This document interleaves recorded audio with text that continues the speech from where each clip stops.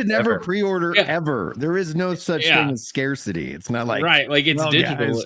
unless it's Nintendo or Square Enix with the Final Fantasy 11 keys. Like they have like a maximum limit that they can dole out over a period of time, which to where it's like, yeah, the game's sold out. Are you kidding? Or even 14.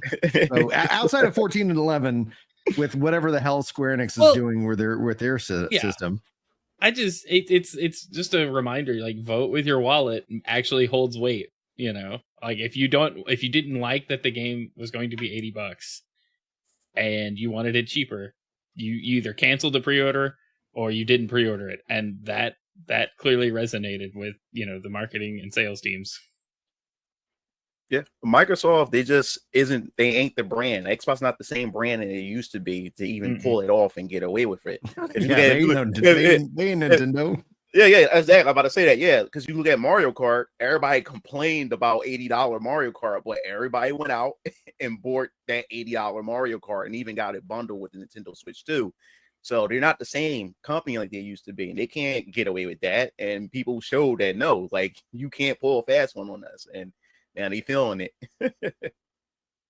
Does anybody feel like we might be seeing? I'm wondering if we're going to see another Snyderverse situation when it comes to this win. And what I mean by that is that the Justice League, the Snyder cut of the Justice League, was incredible. And I am personally disappointed that the Warner Brothers execs completely destroyed the DCEU with their horrible mismanagement. So I'm all on board for the new DCU. But what we've seen from just the Snyder cut of the Justice League being released is that there's this inflated sense of power that the internet thinks it has. And so it kind of tries to kind of push on that. I do wonder if we're seeing that kind of situation. We saw it with Sonic. We saw it with Sonic. The internet bullied Sega and Paramount to fix Sonic. And now thank goodness they're going to release their fourth movie. That wouldn't have happened if we had got that original movie. That would. Those movies are also phenomenal. They're really good. I got all three on DVD. I have two conspiracy theories on that particular situation. All okay. Right?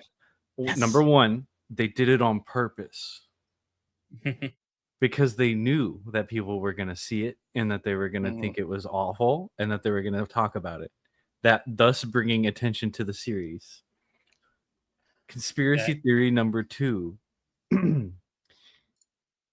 Well, not really conspiracy theory, just the theory. If they had left it as is, I think people still would have watched it just to see how awful it was. All right, that's all I got to say on that. Sorry. I mean, negative attention sells, so there's that. Now you're absolutely right about the whole bullying aspect, except for obviously like there's some times where you're like, all right, dude, like this ain't going your way. Nintendo ain't going to change. I think they could. I think it would take a substantial amount of bullying, and like you got people like me that it's like I'm on your team. Oh, but I'm part of the problem. I'm absolutely part of the problem. Handing I money bought over. Mario Kart. I bought DK. You know, they weren't cheap, and I definitely have an issue. It is in a way like you're. I think of it like this. It's like we're trying to get a whole bunch of drug addicts to like rally against their dealer, you know, in a way. It's like, all right, guys, like if we all team up together, I know some of us are, and we got to be strong. And I know the withdrawal is going to be painful. But if we all do it, he will lower the prices. We also have the same thing every time they call for a boycott of Call of Duty on Steam, and then the game launches and you see the sales numbers just through the roof. The player count is just a vertical line every time. So yes, there is a degree of that doesn't work, but I think it's okay to bully corporations. I 100% think, you know, if somebody's trying to get one over on us, and if that's the case here, if they're just trying to get some kind of positive attention on the game, it's not $80.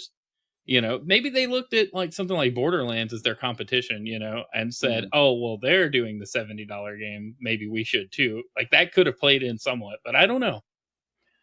I think GTA is going to be the main game that's going to really push where like pricing the game is going to go. If that's very true.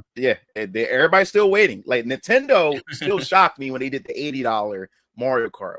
But I covered in the video before is that the industry even admitted that they're seeing what Rockstar does with GTA 6.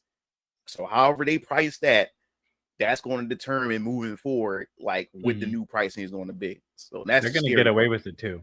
Oh, They're yeah. gonna get Oh, away with definitely. it because the people who play GTA like only play GTA, But- right? Like, you know, But the game still needs to deliver. And a game that's been in development that long and has had that big of a, you know, a budget, well, the expectations for that are going to be astronomical. Now, I'm not saying that they're not going to deliver, but if it comes in under where people are like, let's say they come in at $100 just to set some simple math, and people play it and they feel like this really isn't a $100 game, it's an $80 game. Like that's a little bit of that own credibility, that own, you know, in a way, like if you think about kind of a bank of trust, right? Like every time a company makes a really good game, we deposit some trust in their system. And every time a company makes a bad choice, like we've seen with Blizzard, that trust keeps getting withdrawn, and to the point where like you go into trust debt. And so with GTA, a lot of trust has been deposited in that bank. And as long as that you don't end up having a rush of withdrawals, because it won't impact GTA 6, but it could impact GTA 7 depending on how much is is asked of the player, because you're like, hey, I've waited over 10 years, you know, the expectations could be too high for GTA 6. What do you think, Mugen? Well, GTA 6, I'm telling you right now, that's going to run for the next decade. I mean, Mhm. with GTA 5 and GTA Online, that game is still running, and it makes them a like boatload of money.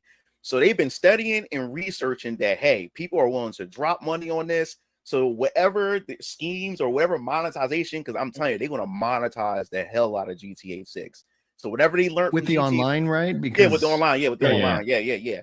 They're going to figure out what they're going to do. They're going to learn from what they learned from GTA Online, and then they're going to improve and master it for GTA 6. Because I can tell you right now, I can imagine them adding expansion packs that adds more cities to interconnect everything.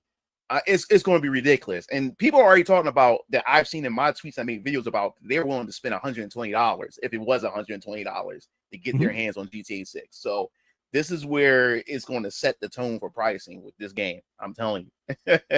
Yeah, it's going to be interesting because if you thought Fortnite's monetization was bad, I don't think you've seen what Rockstar has been working on, you know, or you have no expectation there, because those shark cards, they sell.